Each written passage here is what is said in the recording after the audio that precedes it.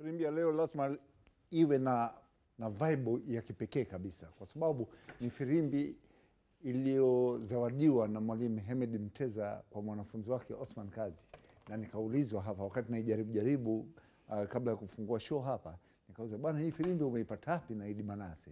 Idi Manase, mambo vipi? Mambo mazuri kabisa. Mzima kabisa? Jambo kabisa, wa afya. Yes, imekupendeza Sheikh? Imependeza eh? Yeah. Mungu atubariki. Belwa? Naam. Kitambi hicho. Mimi nimeanza mazoezi. Okay. Nadhani na wewe pia anza kidogo. Taanza mdogo na. Najua una ile pikipiki, lakini wakati mmoja inabidi ingia barabarani. Ingia barabarani. Sawa, nimepokea. Mambo vipi? Namshukuru Mwenyezi Mungu. Ni weekend nyingine hii hapa ya mashindano mbalimbali tumepitia. Naam. Na kama ilivyo kawaida yetu, tunakutana kwenye kudadavua na kuzipitia sheria, nia ikiwa moja tu, kuwaelimisha kuanzia wachezaji, waamuzi na wadau wa soka kwamba sheria zinatuelekeza vipi. Jambo lolote unajua ukiwa unafanya kwa sheria, kuna watu hawatapenda na tunaishi nao, au sio? Ni sehemu ya maisha yetu. Na huwezi kupendwa kwenye ukweli. Na huwezi ukapendwa na kila mtu. Wangu Idi Manase, uko sahihi. Wewe wakati unapoza firimbi ulikuwa unapendwa na kila mtu? Wanakupenda unaposhinda. Lakini wakifungwa rafiki yangu umekufa. Wewe hufai. Au sio? Na hata sasa hivi wapo tunaishi nao. Sasa kuisha mpaka ishe. Au sio? Mbelwa ulinipigia simu kwa sababu mimi nilikuwa kwenye majukumu uwanja wa Taifa siku hiyo ya mechi ya Simba na Gaborone, klabu bingwa. Wewe ulikuwa uwanjani au ulikuwa nyumbani? Hapana, nilikuwa nyumbani. Kwa kwenye TV na ukanipigia simu. Yeah. Kuna kitu ukaniambia. Sahihi. Kuhusiana na hiyo mechi. Sahihi kabisa. Ulisemaje? Sasa nikwambia kaka, nilikwambia tutaongea baadaye. Nilikwambia hivi. Hivi ilikuwaje Simba wakose ushindi mechi hii? Kwani walistahili kushinda? Of course. Walistahili kushinda? Una uhakika? Nina uhakika.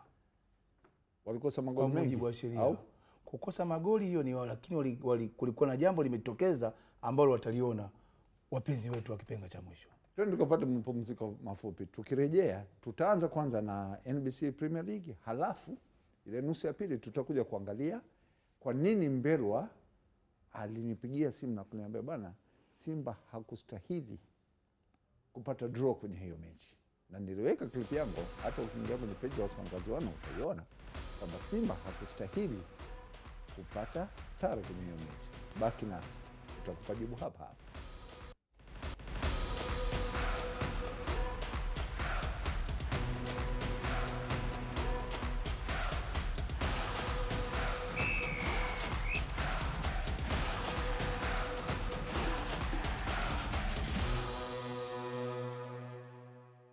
Karibu tena mpenzi mtazamaji wa kipenga cha mwisho.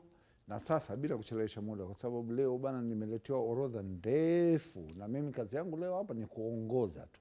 Leo ndugu yangu Idi Manase, Simon Mbelwa, uwanja ni wa kwao. Sijaiona keki lakini. Keki ya nini? Happy birthday for you. Happy birthday leo au? Jamani, mbona mapema? Happy birthday for you. Keki. Hatujaona keki inakuwa. Sasa sikilizeni. Kutwa nzima tuko kwenye maandalizi ya kuandaa kipindi cha kipenga cha mwisho. Ndio. Sawa. Tukimaliza kipindi tutaenda kukata keki. Wapi? Keki inakatwa wapi? Inaweza kukata mbinguni. Sasa tunajua wapi sisi. Wakati tunataka tufahamishwe nyumbani. Tutaenda nyumbani. Hapo inshallah tuende tukakate keki. Kikubwa dua. Inshallah. Nawashukuru sana ba.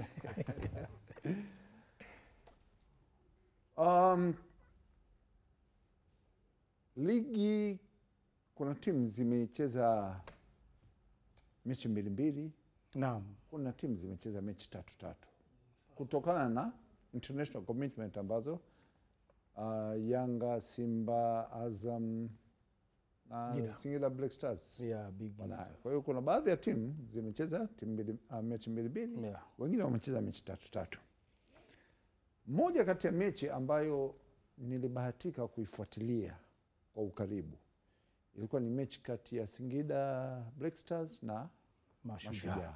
Unajua sio mechi rahisi hii. Yeah, of course. Ni mechi ambayo inakuwa na ushindani wake. Sasa hebu tusaidiane kidogo.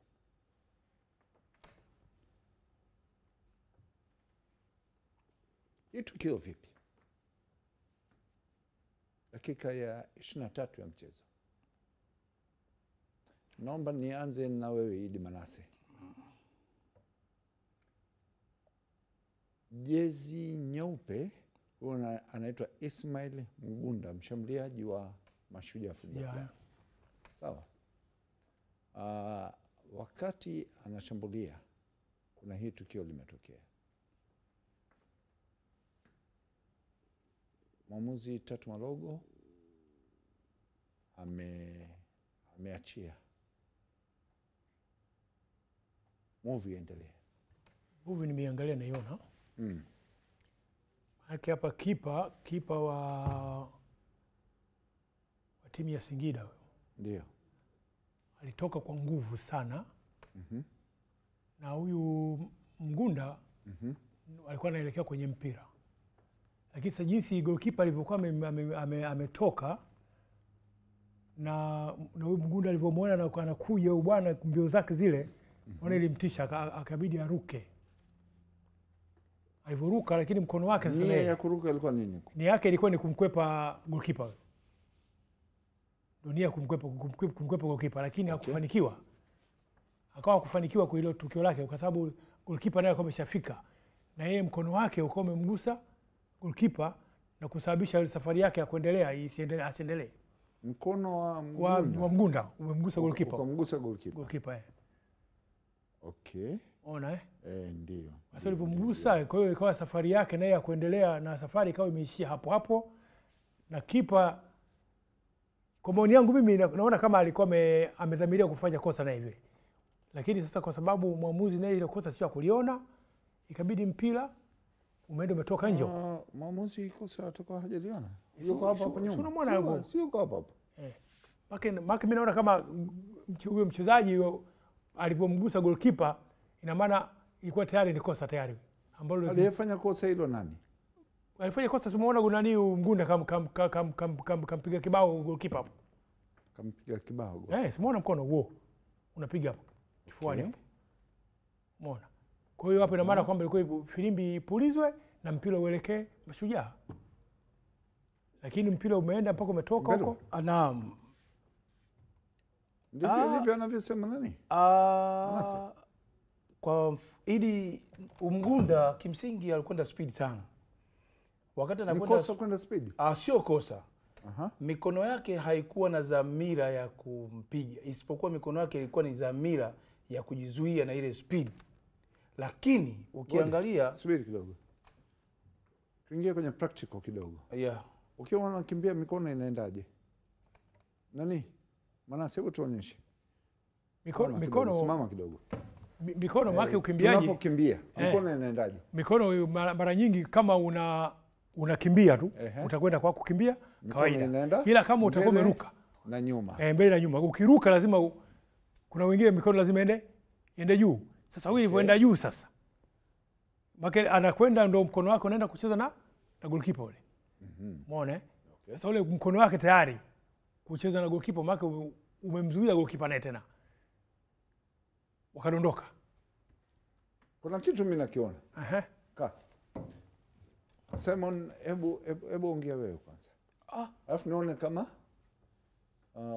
mnachokisema nyie na nitakachokisema mimi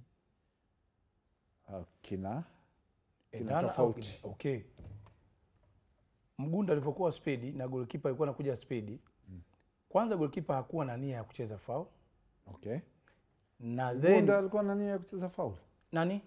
Mgunda pia hakuwa na nia ya kucheza foul. Kwa hiyo wote wawili hawakuwa na nia ya kucheza foul. Hakuna mwenye nia ya kucheza. Lengo nilikuwa naongelea lengo lake ile mikono sio ya kucheza foul. Ni kutaka kuhatarisha kuto kumchezea foul mchezaji mpinzani. Kwa hiyo wakati wana kwepwa na goalkeeper, speed yake imemsababisha kwenda kuanguka. Nini kilimsababisha anguke? Ni speed. Kwa hiyo mtu akienda na speed, na Ule speed mkono na ule. kutaka yani speed na ule mkono wake akata na move kukimbia, ule mkono ukaenda kumgusa goalkeeper, lakini sio kwa nia ya kumchezea foul. Kwa hiyo hakukuwa na kosa, isipokuwa kosa sasa linakuja kwa Mgunda, sio goalkeeper. Kwa Mgunda, Mgunda anaonekana amemdanganya mwamuzi, ameleta tukio la simulation. Yes, ambalo hilo kosa lilitakiwa ni faulu ya kawaida ya kwenda katika goli la Mashujaa. La Mashujaa. Yes. Sasa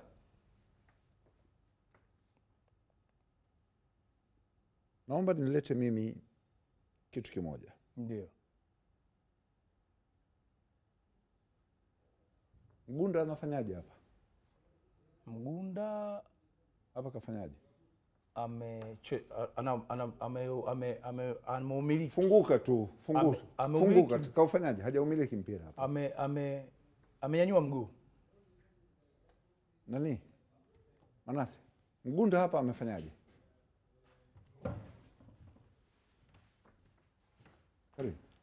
Karibu. Mgunda hapa amefika kwenye mpira hapa. Kafika kwenye mpira. Ameugusa mpira. Kaugusa mpira. Sahihi sio sahihi? Ni sahihi. Manase. Sahihi. Nani hii? Belwa. Yes. Mgunda kaucheza mpira hajaucheza? Hapa kaucheza. Kaucheza mpira hajaucheza? Hapo ameucheza mpira. Kaucheza mpira.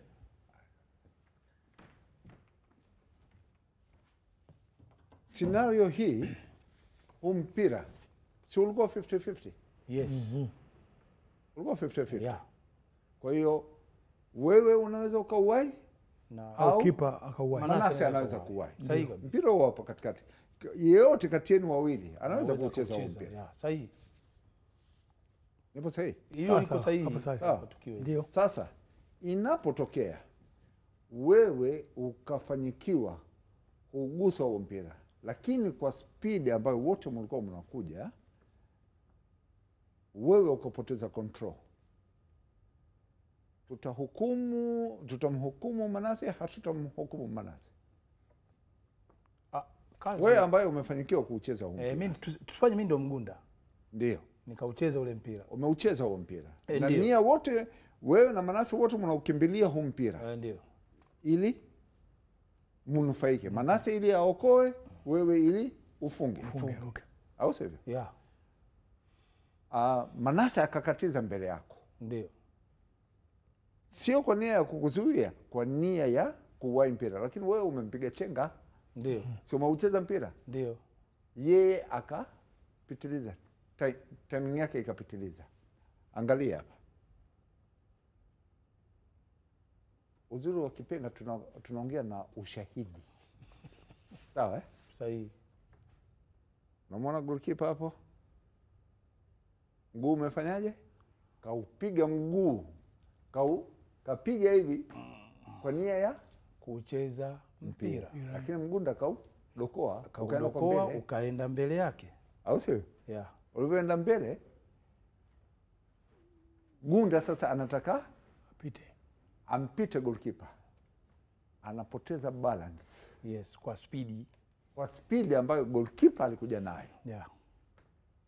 Hiyo ni kosa, sio kosa? Mimi nasema hakuna kosa, kwa maana goalkeeper hajafanya makosa. Mtu anapofanikiwa kuucheza mpira ndo mwenye faida. Ndio mwenye faida. Yes. Goalkeeper aliucheza mpira? Hakucheza mpira. Kilichomsababisha Mgunda adondoke ni nini? Ni kukosa balance yeye mwenyewe tu. Kukosa balance baada ya kumkwepa goalkeeper. Au sivyo? Yeah.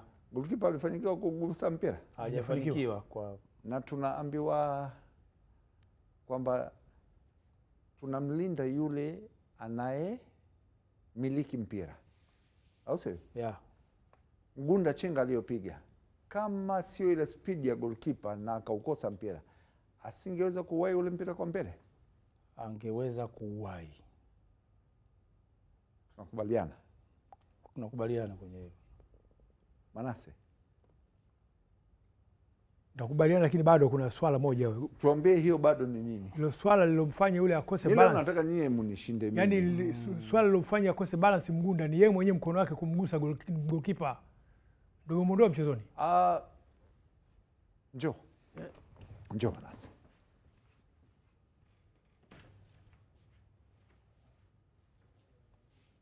Kamera yetu ile pale. Tunashindana Kukimbia kwenda kwenye riadha. Riadha, tunashindana riadha. Kwa sababu hii walikuwa wanashindana speed ya kukimbia. Ndio. Au sio? Tufanye tunashindana riadha. Au sio? Tukikimbia mikono yetu inacheza. Inakwenda hivi. Ndio. Au sio? Ndio. Kwa jinsi ule goalkeeper alivyokatiza. Ndio. Kulikuwa na umbali gani kati ya Mgunda na goalkeeper? Hapa ilikuwa jirani. Kama futi ngapi? Nafikiri na futi moja. Hata futi moja haifiki. Nusu futi? Hata nusu futi haifiki. Hapa sentimita 2, 3 hivi 4. Tuseme haya, tuseme sentimita 10. Haya, sasa ndio. Mikono yangu naipeleka wapi? Mikono kama bado mnakimbia tu hivi. Kwa sababu bado inachezea mambo. Angalia inaonekana hapa. Hao wote walikuwa wanakimbia. Sawa Huyu tena hii hapa. Nimepata shot moja kali sana. Kali sana. Angalia mikono ya Mgunda sehemu ilipo. Umeona mikono yake? Hapa. Mikono ni ya nini hapo? Mkono Mgunda anapeleka mikono. Wasigongane. Sasa hiyo walikuwa wanafanya nini? Walikuwa wanalinda usalama. Usalama wao. Yeye analinda usalama wake, Mgunda anamlinda goalkeeper asije kumgonga. Au sivyo? Sawa. The first point of precaution ilikuwa ni hii kwamba Mgunda kaweka mikono ili wasigongane vibaya wakaumizana. Ndio. Sawa. Ni kosa kuweka mkono hivyo? Sio kosa. Hapa hamna kosa kwa sababu unajilinda. Nipeni hukumu yenu. Harudi kakae, alafu nipeni hukumu yenu.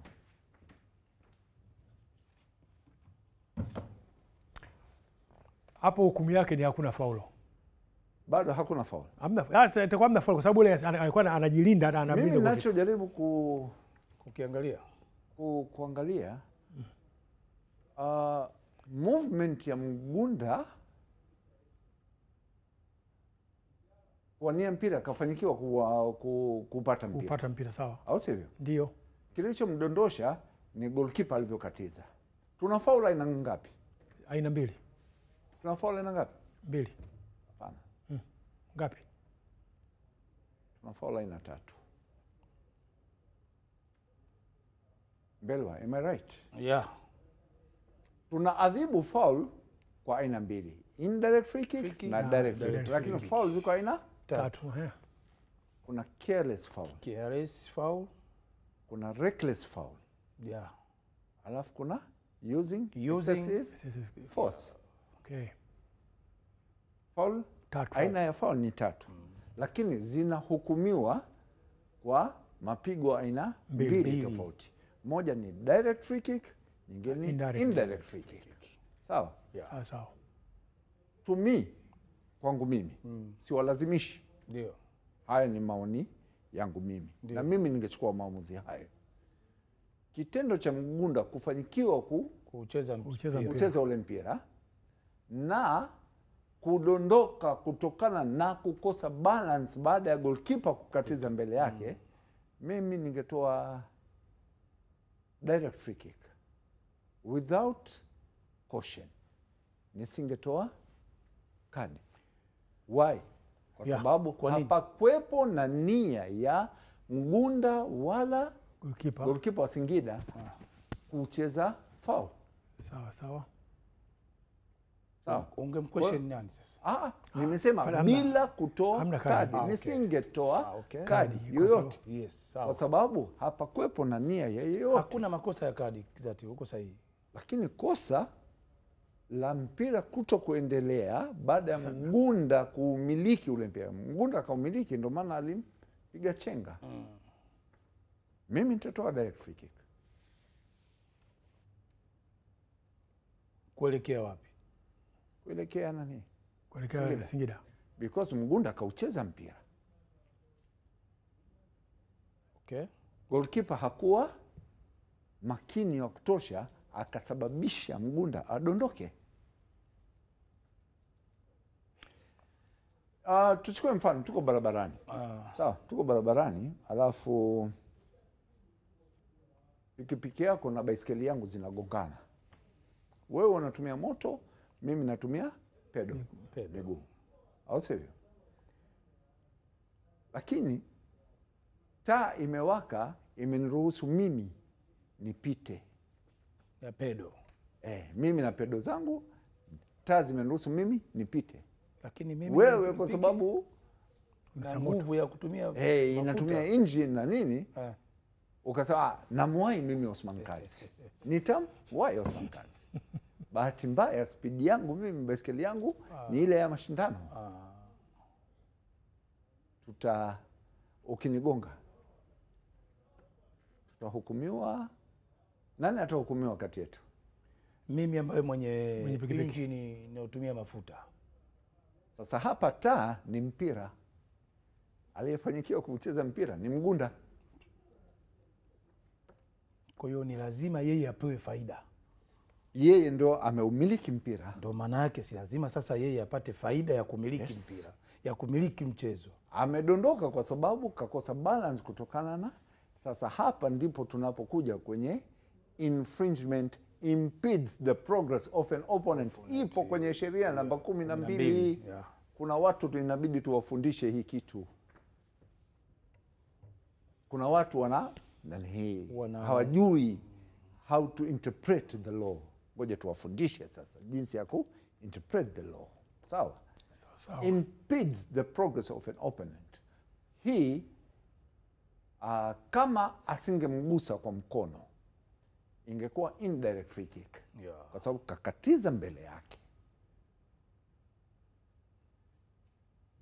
Niko sawa Manase? Kama siko sawa niambieni. Nisikilize Kazi. Yes. Kukatiza mbele yake, anakosa gani kukatiza mbele yake wakati nia yake ni kwenda kucheza mpira? Hakuna kosa. Sasa ni kwa nini wewe muhukumu? Kwa sababu amemsababisha mwenzake. Yeye ameshindwa kuuwahi ule mpira. Ameshindwa kuuwahi mpira.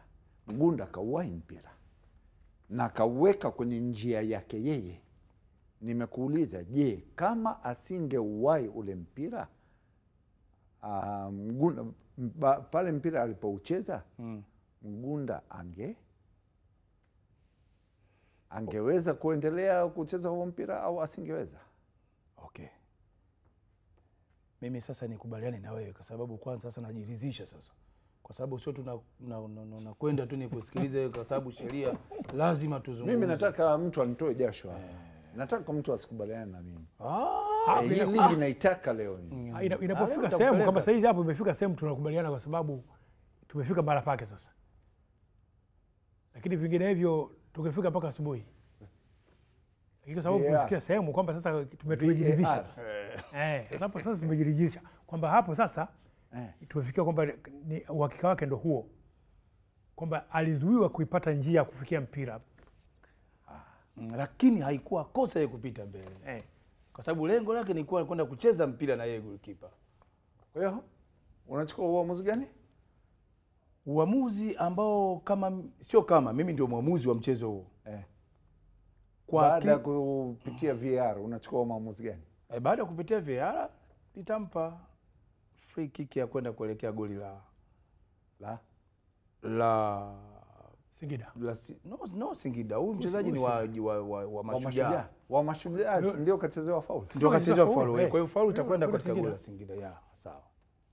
Nilijaribu kutoa tu mfano wa somo la impedes the progress of an opponent.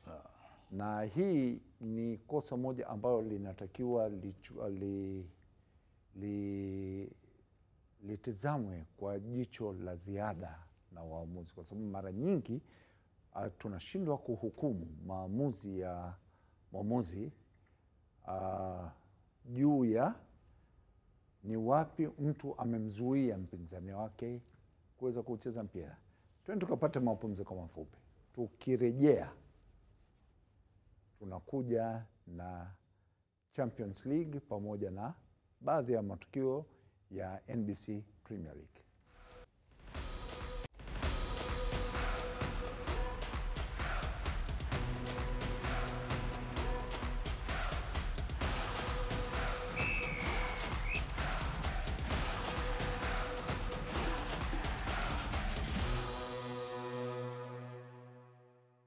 Karibu sana mpenzi mtazamaji, na sasa tunaenda kugusa Champions League. Najua kuna mechi zimechezwa hapa katikati ya wiki, mechi kati ya Mbeya City na Yanga, Simba na Namungo, Azam na JKT, JKT na Azam.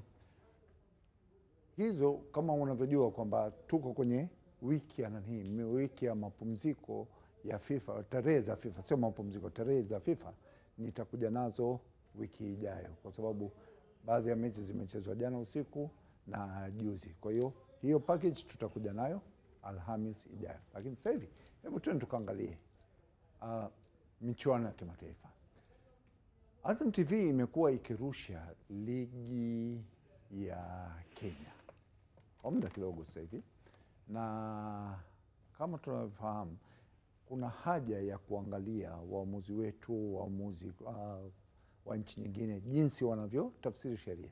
Sasa kuna clip moja nimeileta ya mechi kati ya Kariobangi Sharks na KCB. Sawa? Ligi za mashemeji. Hii tukio imehukumiwa offside na mwamuzi msaidizi. Ndio. Lakini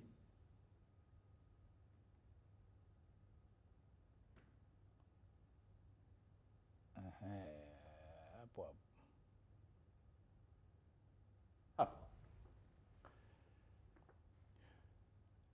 naomba tuanze kuwapa namba. Okay. Wanayoshambulia ni jezi ya kijani. Naomba ni wape rangi ya njano. Njano. Sawa Sawa. Moja. Sawa Ndio. Mwenzake anayepewa pasi Namba 2 hapo. Unakuja kwa second last defender. Wa kwanza goalkeeper, wa pili huyo hapa. Wakati mpira unatoka hapa kwa mshambuliaji wa KCB, kuna mchezaji yote alikuwa ameotea? Hapana. Wa KCB? Hapana. Yupo mchezaji yote ambaye ameotea? Hakuna mchezaji ambaye ameotea mpaka hapo.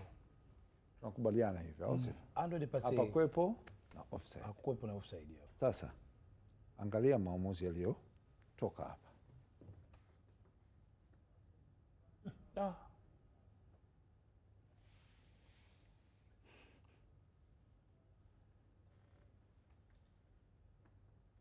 Manase? Naam. Offside ipo? Mpaka hapo offside hakuna hapo. Offside haipo. Na kama assistant referee ndio asinge hukumu offside hapa, unadhani maamuzi gani yangetolewa? Kwa mimi nilivyoona, assistant referee asinge hukumu offside. Kwanza wamewaonea. Na wamewaonea kukosa. Mimi naomba tuseme ameteleza. Of course, sawa. Ameteleza. Unajua Kiswahili nako. Mwamuzi wetu huyu wa Kenya, jirani zetu hawa, ameteleza. Na asingekuwa kuteleza hawa KBC au wanaoshambulia atake KCB wangepata foul katika eneo la penalty. Kwa hiyo sasa kosa la gani? Si ndani ya eneo 18 ya nje ya 18. Ni ndani ya penalty area. Ndani ya penalty area, yes. Ingekuwa ni penalty. Ingekuwa penalty kwa sababu yeye tayari ameshawanyima, amewanyima kwa kukosea kwake, kwa kuteleza kwake. Ndio. Baada ya kuteleza yeye wakaenda kupata penalty box. Obvious. Kwa hiyo maana yake sasa amewanyima kupata pigo kubwa ambalo lingeweza aidha kuongeza goli la pili, kwa sababu naona hapo ana goli, alikuwa na goli moja. Walikuwa na goli moja dakika ya 39. Kwa hiyo amewapunguzia magoli hao. Iweze kawa kwa sababu penalty na mambo mawili unaweza ukapata au ukakosa. Au sio? Yes. Inaweza kugonga post, Inaweza inaweza kugonga kutoka post, nje, inaweza inaweza kugonga nini, goalkeeper lakini- akaokoa au ikaingia goli. Yes. Kwa hiyo wamewanyima haki yao hawa jamaa. Wamewanyima haki yao kabisa kabisa. Labda tuseme kitu moja. Mwamuzi msaidizi alishindwa kutembea na second last defender. Ya. Angekuwa anatembea na second last defender angeweza Sahihi. kugundua kwamba hapa hakuna offside. Sahihi. Au sivyo? Haya. Hiyo ni tukio ambalo limetokea kwenye ligi kuu ya Kenya. Kwa hiyo leo tutakuwa tunachukua baadhi, kuna segment tunajaribu kutengeneza ya ligi za nje ambazo zinarushwa na Azam TV. Kuna matukio tutakuwa tunakuja nazo hapa. Haya. CAF Champions League.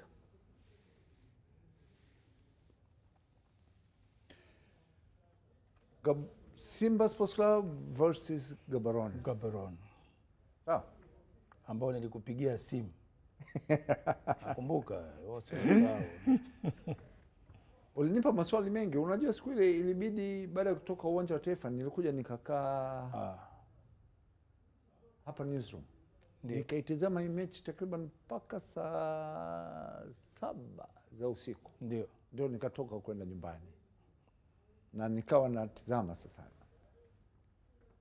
Kujua kwa nini umesema Simba hawakustahili kupata draw. Ndio.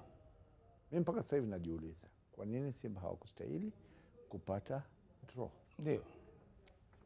Na ndugu yangu, usipoweza kutetea keki utanunua wewe leo. na hapa tumtetee hiyo vipi? Ile tunazungumzia sheria tu. Manase? Naam.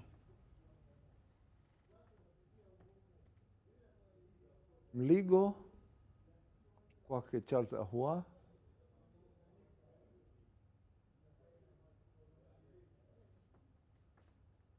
Foul ipo haipo? Hapo foul ipo. Kuna foul gani? Huyo mwenye jezi nyeupe wa Gaborone kamchezea foul mwenye jezi nyekundu hapo. Kwa hiyo hapo ilikuwa ni foul ya kawaida hapo. Unaposema foul ya kawaida unamaanisha nini? Yaani ni direct free kick kwenda Gaborone hapo. Kwa nini unadhani mwamuzi ananyosha mkono kuelekea kwenye mpira? Alikuwa anamaanisha nini? Umemwona hapo?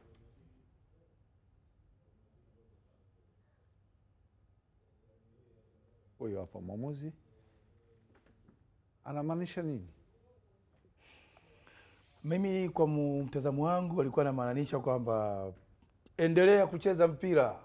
Cheza mpira, yani anatoa faida kwa Gaborone. Kwa Gaborone waendelee kucheza mpira. Mimi naona kuna kidole hapo. Kanyosha kidole. Kwa maana ngoja, advantage ishara yake inatolewaje? Advantage. Mimi ninachofahamu advantage ndio mikono miwili. Cheza mpira. Yes, kwa hivi. Sasa ndio ninachofahamu mimi. Unamkumbuka Damian Ngoroki? Namkumbuka. Cheza mpira mwanaume. Babe. Cheza mpira hivi inawezekana wapi hivi? Kwa mimi naona hii kidole alikuwa anaunyoshia mpira. Sasa sijaelewa. Labda nyie munieleweshe. Mimi nafikiri alikuwa na maana hiyo kwa sababu hakupiga filimbi ya foul. Sasa sisi ndio tumemaanisha maana yake ni hiyo. Endelea. Nani? Manase, wewe unachukua maamuzi gani hapa? Hapo maamuzi yake ilikuwa ni foul ya kwenda Gaborone. Lakini hakupiga filimbi maana yake aina gani? Unajua Manase unaposema usiseme tu kwamba ni foul. Hapo ni foul direct free kick. Direct free kick. Kwa nini inakuwa direct free kick? Kwa sababu huyo ndo alimchezea foul huyu bwana. Hebu irudishe kidogo hapo.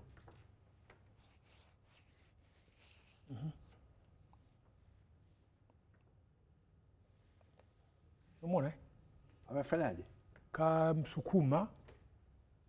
Amemdondosha. Kamdondosha kwa kutumia mikono. Alikusudia, hakukusudia? Kakusudia. Yaani hapa ni kukusudia. So, umeona? Direct free kick na nini? Direct free kick na yellow card. Simon? Yes sir. Tunakubaliana? Of course. Inaenda na yellow card hiyo? No. Kwangu mimi hili ni kweli amefanya foul. Foul indirect free kick kuelekea Gaborone. Indirect? No, direct. So indirect. Direct free kick. Direct. Pigo la moja kwa moja Kiswahili fasaha. Okay. Ambalo inatakiwa lielekee kwa Gaborone huko. Simba umeipata. Ni foul ambayo obvious kwangu mimi no card. Kwangu mimi. Sawa. Yes. Jonathan Soa. Yeah. Unakuwa professional player alafu unafanya kitu kama hichi.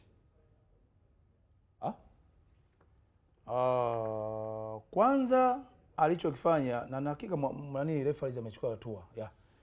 Jonathan Soa amefanya nini? Hebu ngoja mimi naweza nikasema mtazamaji pia aone mtazamaji alichokifanya Soa. Mwamuzi alipiga filimbi. Alipopuliza filimbi ya offside, si ndio? Ina maana kwamba ilipopuliza filimbi hakutakiwa hakutakiwa kupiga ule mpira kwa sababu tayari filimbi ilishapulizwa. Kwa hiyo kwa kitendo hicho alichokifanya Soa sio kizuri. Kwa sababu gani? Inapokuwa imepulizwa filimbi ina maana kwamba inakwambia hapo ndo mwisho. Ina maana itakiwa achie hapo. Lakini yeye akaenda kupiga mpira makusudi kwenda anataka wanasema wenyewe kutoa mkosi kwamba labda ingekuza hata goli huko, lakini ni kosa. Maana yake ni kupinga maamuzi ya mwamuzi. Anaopiga mpira unaondoka wakati tayari ni offside, kibendera kiko juu, filimbi imelia. Okay. Utovu wa nidhamu. Unnecessary yellow card. Yeah. Kadi ilistahili na ni haki yake. Haya. Tunakuja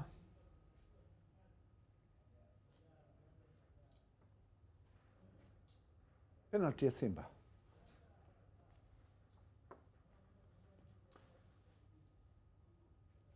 Na ulivyoniambia Simba hawakustahili kupata sare. Nimetizama sana hii penalty. Kwa sababu walipata goli kupitia penalty. Hii tukio la penalty.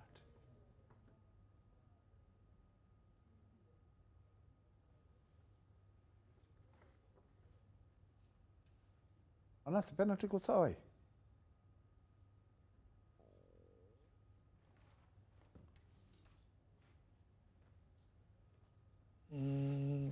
Penalty iko sahihi.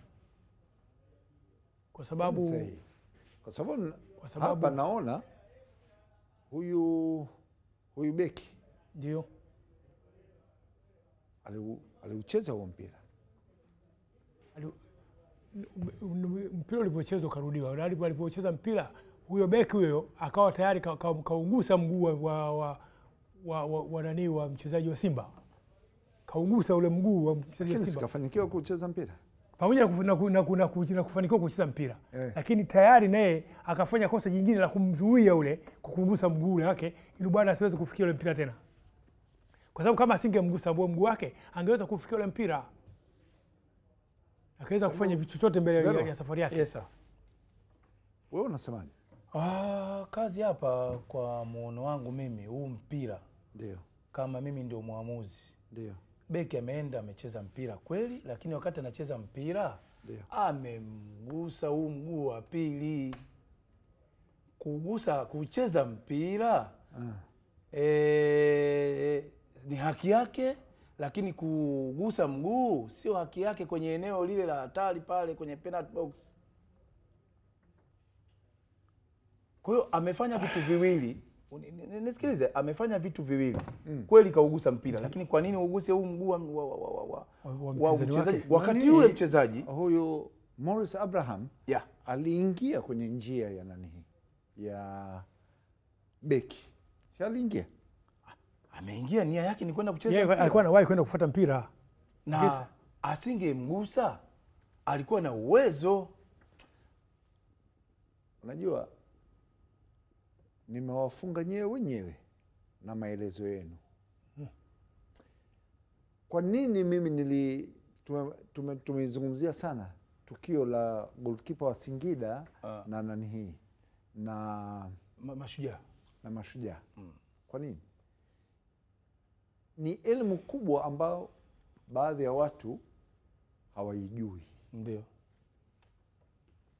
Siku zote nimewaletea sasa, baada ya kuona hii nawaletea mfano huu hapa, kwa sababu kuna watu wanasema kwamba mimi huwa najifanya kuwaunga mkono nyie, baada ya kuona nimezidiwa huwa nawaunga mkono, lakini sasa unaona hii defender wa Mashujaa kaucheza mpira hapa, hajaucheza. Ameucheza. Sikaucheza? Yes. Lakini ni foul, sio foul? Foul. Lakini sikaucheza mpira kwanza. Kaucheza ndio. Haya. Sababu ya ni foul, lakini Hii hapa. Angalia na hii hapa.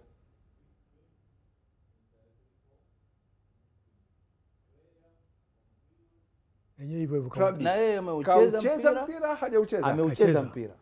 Foul, sio foul? Foul vile vile. Inakuwaje foul wakati kaucheza mpira? Wala. Kucheza mpira, umeugusa mpira ndio. Lakini bado ukawa umemtendea madhambi tena huyo mpinzani wako.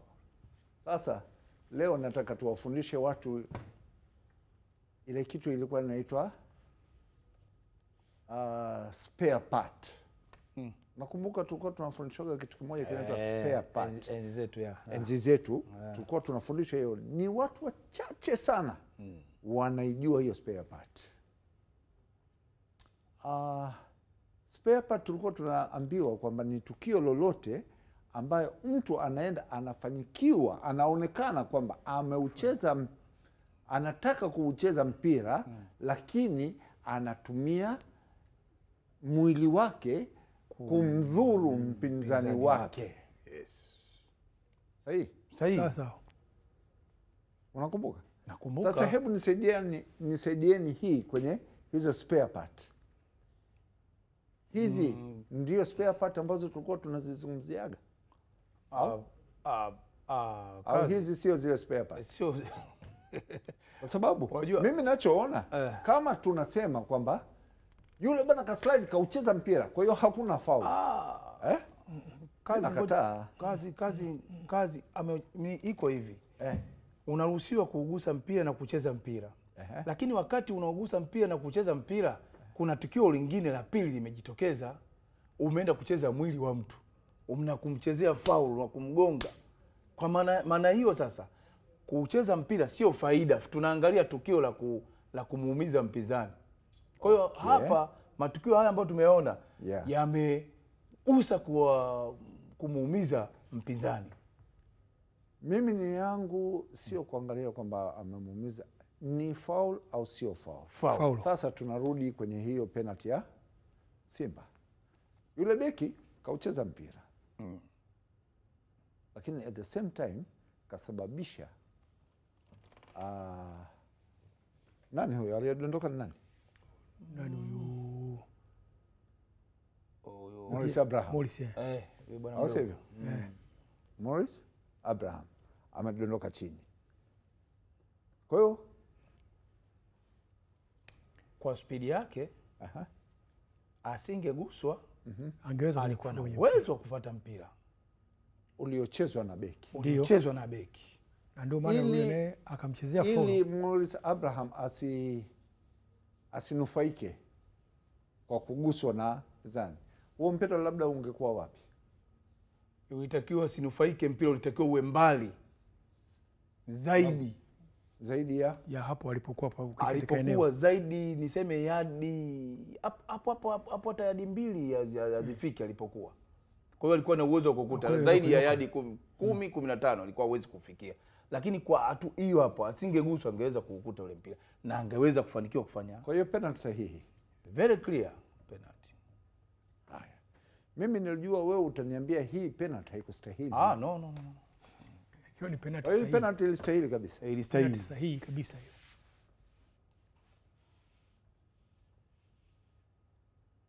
Uliniambia nisiache kuchukua move nzima ya goli la Gaborone. Nilikupigia simu kwa hiyo. Haya, hii hapa. Kuanzia Gaborone alipoanza kumiliki mpira. Hapa wanayo Simba. Sawa? Hapo Gaborone sasa ndo wanamiliki mpira. kuna kitu gani hapa kimetokea? Sioni offside. Huyu sikadondoshwa kabisa. Ni sahihi Osman, hii ni sahihi, lakini nasema sio sahihi. Kwa nini? Kabla ya penalty ya Gaborone kuna tukio limetokea la mchezaji wa Simba kuchezewa faulu nyuma kule. Kulikuwa na contact, kulikuwa na faulu ambayo Simba walichezewa, lakini kwa uelewa wa muamuzi akaiacha ile faulu.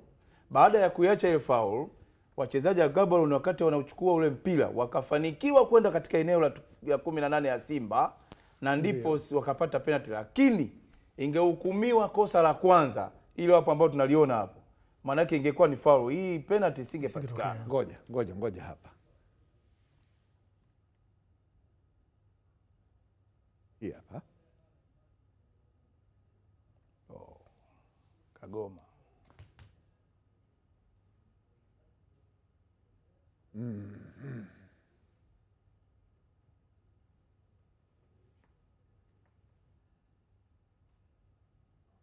Hapa. Tuangalie vizuri hapa.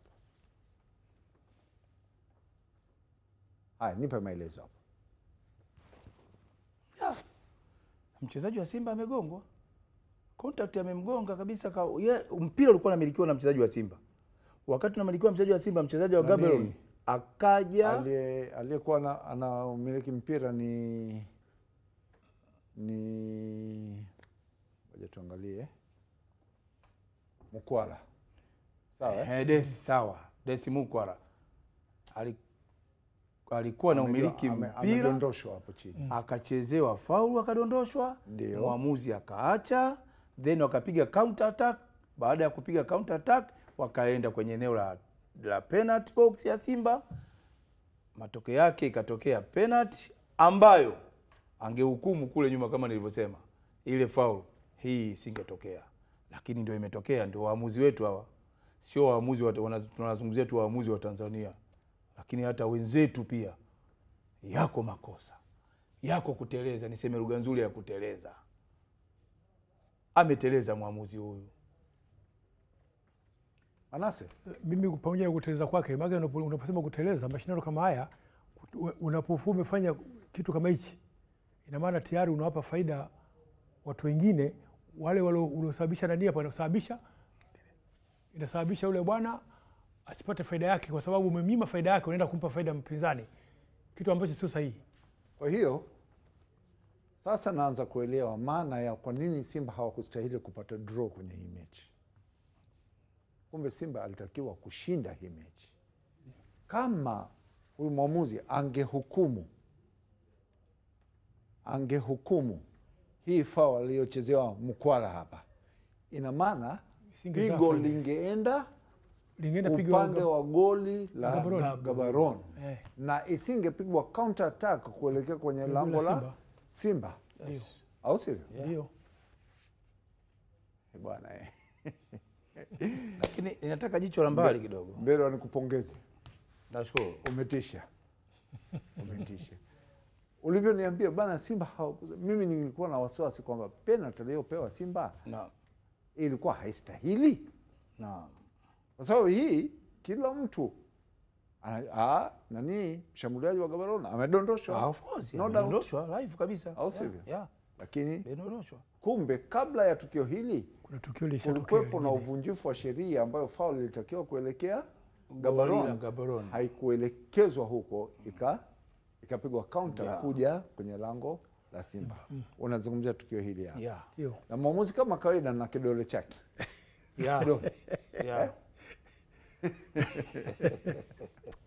Haya bwana. Sasa nimekuja na tukio moja tu. Ndio. La mechi kati ya JKT na Azam. Mechi iliyochezwa, mechi ya kwanza ya ligi kuchezwa kwenye uwanja wa Meja Isamuhyo. Bweni huko. Nimesema mechi ya kwanza kuchezwa kwenye uwanja wa Meja Isamuhyo. Jamani, sijakosea. Hujakosea. Uko sahihi. Hii ndio mechi ya kwanza kuchezwa kwenye uwanja wa Meja Isamuhyo chini ya taa mechi zote kule zilikuwa zinachezwaga jioni bila taa. Okay, sawa. Na mchana. Nimekuelewa ulikuwa na maana gani. Umeelewa eh? Okay, sawa. Okay, sawa. Haya. One thing, hii tukio bana, kulikuwa na mambo mawili matatu ambayo watu walikuwa wana tuna mchezaji wa Azam huyo hapa, Mpa nyeupe namba 1 hapo, sawa. mshambuliaji huyo hapa anayetoa pasi namba 2, au sivyo? Sawa. Second last defender, naweka mmoja hapa juu kwa maana ya goalkeeper. Okay, sawa. Alafu hii ni Pili hapo. second last defender wanani. Okay. Kwa hiyo hapa tunakubaliana kwanza, hapa kwepo na offside. Hakuwepo na Offside hapa. Ndio. Sawa. Tena huyo ni Faisal nafikiri huyo. Na huyu mshambuliaji anayeondoka Faisal. hakuwa Faisal huyu. Hakuwa Faisal. Huyu ni mchezaji wa kigeni. Okay, sawa. Sasa kwa nini hapa haijatolewa red card? Foul lipo. Hatuna shaka na foul. Sio? Yeah. Kwa nini haijatolewa red card? Nina dakika moja na nusu ya kuthibitisha hii. Kwa nini hakuna red card? Kazi mimi niseme tu wazi. Ndio. Kwanza alikuwa ni mtu wa mwisho kwenda kucheza hili tukio. Nani huyo defender wa JKT? Huyo defender wa JKT. Okay. Tukio limetokea nje ya 18. Sio ndani ya 18. Sio ndani ya 18. Sio 18, ndani ya sio ndani ya penalty area. Exactly, sio ndani ya penalty area. Aha. Hili tukio bila kupapasa maneno. Na nina uhakika usiku huu wa leo watu walikuwa wanalisubiria. Ni straight red card. Sure. Kwa sababu alikuwa ni mtu kuwa na uhakika. Unaongea na Osman Kazi ujue. Nina uhakika. Kwa sababu gani ilikuwa red card? Haya, kwa sababu gani? Kwa sababu gani? Alikuwa yuko katika nafasi nzuri ya kwenda kufunga goli. Excellent. Na kupigia makofi kwamba alikuwa kwenye nafasi nzuri ya kwenda kufunga goli. Manase, mimi naomba uwe na uhakika utakachosema. Mimi na uhakika ninachosema. Huyo mtu tayari alishabaki yeye na mtu wake wa mwisho ambaye angevuka hapo, ina maana anabaki na goalkeeper. Ndio. Alafu eneo hilo, ndio, ukifanya foul aina yoyote katika eneo hilo, moja kwa moja ya kwanza ni red card. Na pigo kama angekuwa ndani maana yake ni penalty, na kwa sababu alikuwa ni nje basi itapigwa pigo kubwa kutoka pale, yani direct free kick. Samani. Foul imefanyika nje? Imefanyikia nje. Sio ndani? Hapana, amefanyikia nje kama mita 1 kutoka nje hapo. Hata mita 1? Hapo mita 1 hapo kwenda kwenye mstari. Paka hapa. Paka hapo. Hakuna hapo. Hamna foul. Ipo foul. Ngoja kwanza tuone mikono. Okay, sawa. Kwenye mikono, sawa. Mikono tayari imemkamatia hapo hapo. Sawa. Ndio ilipoanzia foul. Director, mwekee mtazamaji wetu anufaike, aangalie mkono huo. Kwa hiyo hapa hapo tayari foul hapa kwenye mpira. Iko tayari hapo foul. Iko kwenye mikono. Hapo. Sawa. Mpira anacheza yeye lakini mikono imemshikilia mpinzani wake. Samahani. Imemshikilia mpinzani wake. Hapana, alikuwa hajashikilia. Tunakwenda naye. Mikono ilienda ikagonga kama mkono wa goalkeeper Mgunda kumgonga goalkeeper. Sawa. Kwa hiyo hakumshikilia. Tunakwenda naye. Sasa naomba niwaulize swali moja kwa sababu tuna dakika moja kabla ya hatujaga. Okay. Tumefundishwa kwamba kuna scenario ambayo mchezaji anakuwa wa mwisho kuelekea kwenye lango, au sivyo? Ndio. Lakini mpinzani anamchezea foul na referee hutoi red card, unatoa kadi ya njano. Ni scenario gani hiyo? Au niwakumbushe? Tukumbushe. Nini kusudio la defender? Ilikuwa kumdondosha forward au kucheza mpira? Kusudio la kutoka nyuma. Kusudio la defender atokee nyuma, mbele, pembeni, kushoto, kulia. Kusudio la defender lilikuwa nini? Kucheza mpira. Manase, unakubali?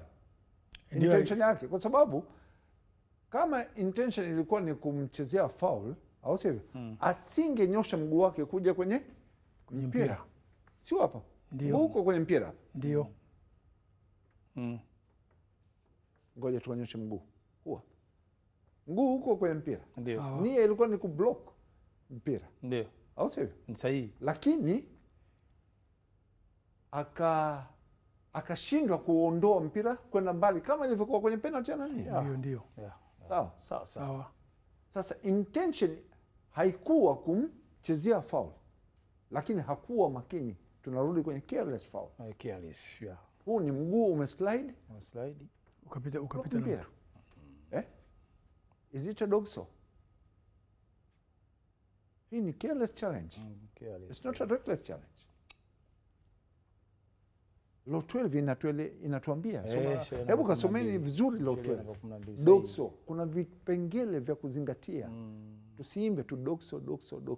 Kuna vipengele vya kuzingatia kwenye dog saw. Ambayo intention of the player was to play and clear the ball. Lakini unfortunately akacheza miguu ya mshambuliaji. Unatoa red card? No. Hatuonyeshi red card. Sawa brothers. Nawapa challenge. Sawa. Kaisomeni hiyo. Uzuri wangu mimi usiku kabla sijaingia kulala, kwanza napitiaga sheria namba 11 na 12. Nawapa siri. Halafu nitasoma Qur'an kidogo, then nalala. Kumbuka Mwenyezi Mungu. Kwa hiyo hii kitu ipo hapa kwenye kichwa, si bahatishi. Alhamdulillah. Kwa hiyo kazi unataka kuniambia si kosa la red card. Yellow card. Ni kosa la yellow card. Hii mwamuzi alivyotoa yellow card alikuwa sahihi. Basi tunabidi tumpongeze. Na alionyesha yellow card. Alionyesha. Tunampongeza. Faulu kwenda katika goli la. Yes. Tunampongeza mwamuzi. Basi kama amefanya vizuri basi tumpongeze. Maana sio tunasema makosa. Tunampongeza. Mpenzi mtazamaji, haya ndio tuliobahatika kukusanyia kwa siku ya leo kwenye kipindi cha Kipenga cha Mwisho. Naamini kabisa kwamba utakuwa umeelewa vizuri kabisa nini tulichokuletea na malengo yake, maamuzi yake yaliyotolewa. Waamuzi kuna sehemu wamepatia, lakini kuna sehemu tumewakumbusha. Hadi Alhamisi ijayo ambapo tutakuletea matukio kadha yaliyotokea kwenye ligi raundi ya mwisho hii. Mimi ni Osman Kazi, nilikuwa na wenzangu hapa Idi Manase pamoja na Simon Mpelwa. Haya, tuende tukakate keki sasa. Inshallah.